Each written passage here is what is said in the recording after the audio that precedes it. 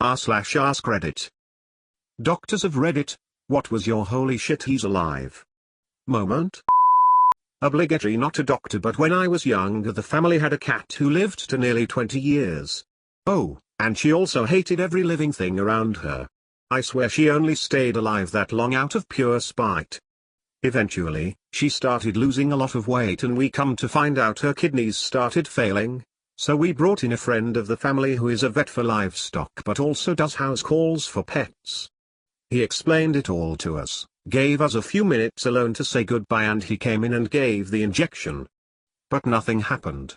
We waited for a while and eventually, he decided he needed to give her another injection.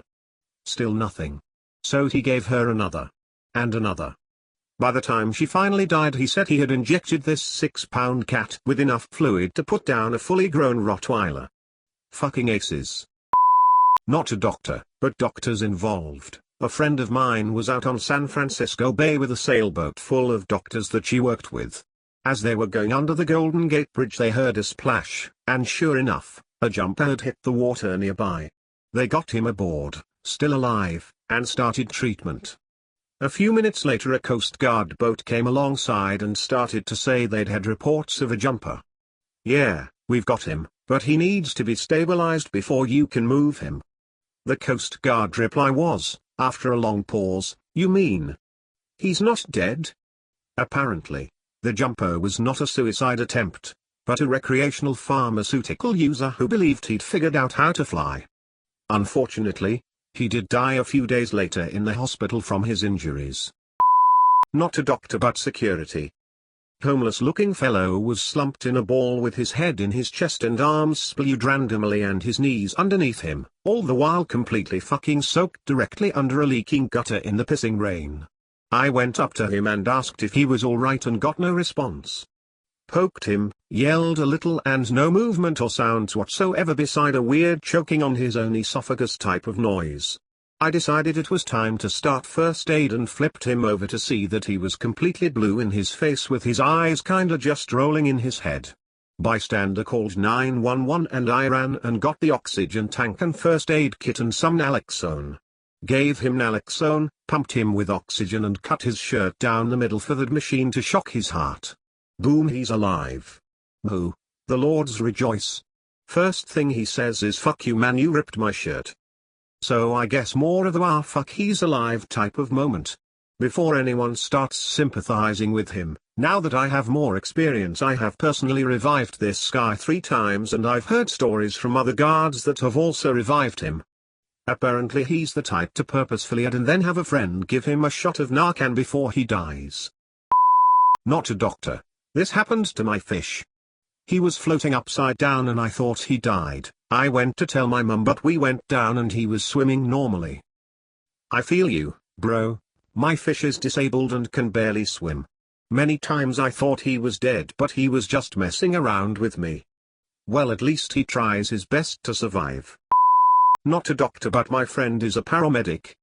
They went to help someone who'd had a series of heart attacks but when they got there he was flatlined pretty much.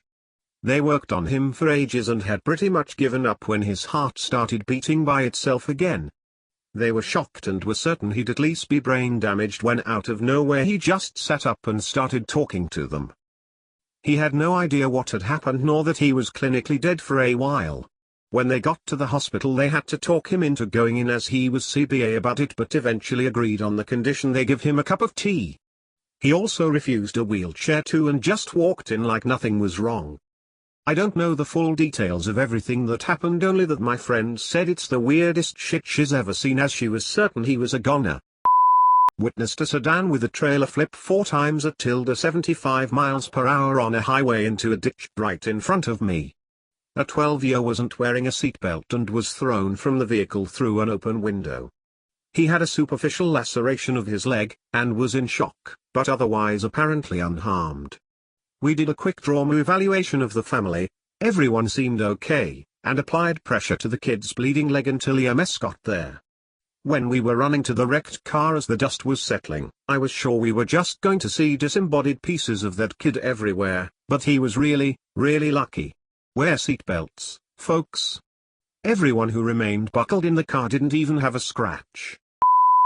Both of the stories I'm sharing occurred during the Nepal earthquake of 2015. First was an infant who had a roof fall on his head. He was trapped for 10 minutes before being rescued and took another 3 hours to drive him to the nearest functioning hospital. This happened in a remote area and he was brought in a taxi. His face was so swollen that it was probably more than double its original size. The top of his head was completely flat, like a dinner plate, and he had raccoon eyes. But somehow he was showing no danger signs and his vitals were normal. A CT scan miraculously showed that there was no brain damage or even an actual fracture. He had something called a ping-pong fracture. The child recovered pretty well and was discharged in a couple of days. Second was a lady who was roughly 8 months pregnant. Again, the roof of her house fell on her, sadly on her belly. From what she said, she was stuck under the rubble for about 4 hours, and it took a further 2-3 days to airlift her to the hospital. An X-ray of the pelvis was done which showed that it was broken badly in at least 4 places. But miraculously enough, there was very minimal bleeding.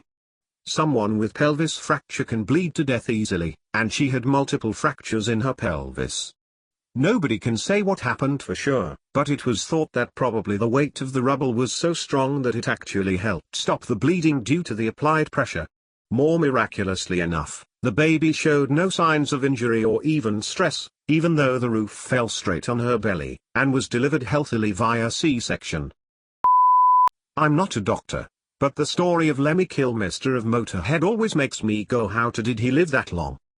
Basically, he smoked every day since he was about 11, drank an entire bottle of Jack mixed with Coke every day, and when he was diagnosed with diabetes in 2015 he switched to a bottle of vodka every day. He never ate healthy, only exercise he got was performing and refused to drink water when his doctor said he was dehydrated. He just added more ice to his Jack and Coke. But astonishingly, even in his 60s, in an interview he said he just went down to the doctor and he said his lungs were fine, the liver was fine, essentially in pretty much perfect health, not even tinnitus or hearing difficulties despite Motorhead concerts being said to be some of the loudest. Almost all his health problems came during the last 2-3 years of his life, and they can mostly be attributed to old age, not lifestyle. He died in 2015 just after his 70th birthday, to the shock of everyone because he was drinking and partying just a couple of days beforehand. This guy was seriously indestructible and it's a miracle he lived to his age. Edit, it's Jack and Coke, not rum and Coke. Edit. An older woman called 911 for chest pain. Her vital signs were shit and she had a look that anyone who's ever seen a patient about to die will recognize instantly. Her EKG suggested multiple blockages in her coronary arteries, and we had to put her on a ventilator shortly after she got to the ER because she deteriorated so quickly. Cath lab confirmed the EKG findings, complete blockage of one artery and 99% blockage of 2 other major arteries. Unfortunately, it was too extensive to resolve with PCI, so the only option was to fly her to the university hospital in the city for an emergent triple bypass. It turned out that she'd had multiple episodes like this, but not quite as severe, over the last 6 months and had refused bypass surgery not once, not twice, but 3 times in favor of a Mediterranean diet. Well, at this point she didn't have much say anymore and family agreed, so off to the OR she went. I took care of her again about 4 months later and she actually seemed to have made a remarkable recovery. As a student, had a young guy come in who self-inflicted a 22 to the inside of his mouth and passed out. Awoke the next morning, didn't recall the night prior, went to work. 2 hours into work he says he's not feeling right and starts acting odd. Co-workers call EMS. They take him in and the ED is working him up and in the process notices a mix of clear fluid and blood in the back of his mouth. They call ENT and get a CT head. Shows 11 or so bullet fragments throughout his noggin. The guy was acting by that time completely unfazed. I was very fazed. Student here. My most memorable patient was a particularly pleasant middle-aged man who was flown back to my hospital in the Midwest after suffering a 6-story fall from a hotel balcony in the Caribbean. The story goes this poor fella just arrived at his hotel planning to spend a week in paradise. Immediately upon arriving at his hotel, He stepped out on his balcony to watch the sunset and leaned on the railing only to have it collapse underneath him. He fell 6 stories straight down and suffered bilateral open tibial pilon fractures, which are particularly high energy and difficult to heal. The poor guy apparently fell into a locked backyard and his wife and kids had to listen to him screaming in pain and bleeding for over 2 hours before they could get the fire department to break down the gate. He was taken to the hospital on the island he was staying where he was stabilized and they recommended he have both legs amputated. He begged to be shipped back to the United States, and apparently, the government got involved and flew him to Miami where he was externally fixated and transfused several times. I guess he had some internal trauma as well. About a week later, he was shipped up to the Midwest to my hospital. Literally blew my mind the shit this poor guy went through just because he wanted to enjoy a vacation.